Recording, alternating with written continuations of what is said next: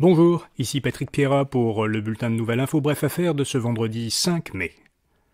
Les 35 000 employés de l'Agence du revenu du Canada sont retournés au travail hier. Leur syndicat a conclu une entente de principe avec l'ARC.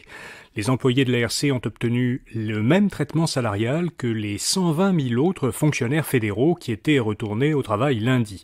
Ils recevront pour la période 2021 à 2024 des augmentations de salaire d'un total de 12,6%, ainsi qu'un montant forfaitaire de 2 500 $. Les salariés de l'ARC ont par ailleurs obtenu la possibilité de travailler jusqu'à 3 jours par semaine depuis leur domicile.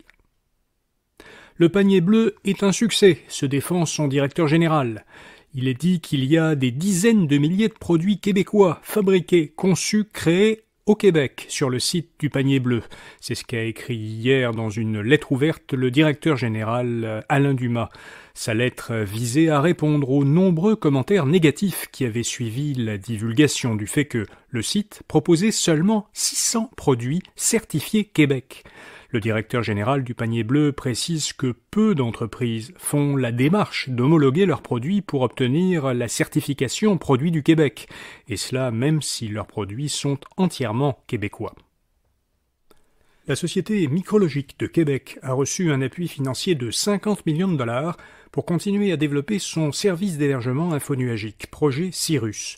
Plus de la moitié du montant provient du gouvernement du Québec et d'Investissement Québec et le reste de Desjardins Capital et de BDC Capital.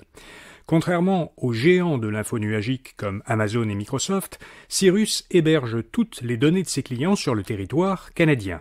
Le ministre de l'Économie, Pierre Fitzgibbon, y voit un avantage en matière de cybersécurité pour les entreprises québécoises, et cela pourrait être un avantage concurrentiel aussi sur le marché canadien et même nord-américain.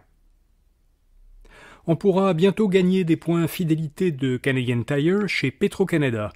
En effet, Canadian Tire et Suncor ont conclu un partenariat pour jumeler leurs programmes de fidélité respectifs, Triangle et Petro-Points, afin d'offrir à leurs membres des avantages élargis.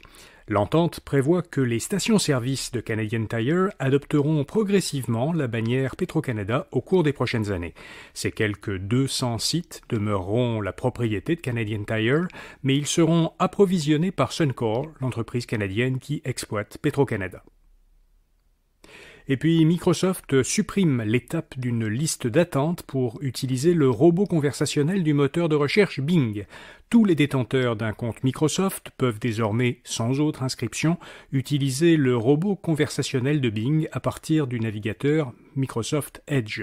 Ce robot fonctionne à l'aide du modèle d'intelligence artificielle générative GPT-4 d'OpenAI. Il peut répondre à des questions complexes, générer des textes et réaliser certaines tâches, comme créer une image à partir d'une commande précise.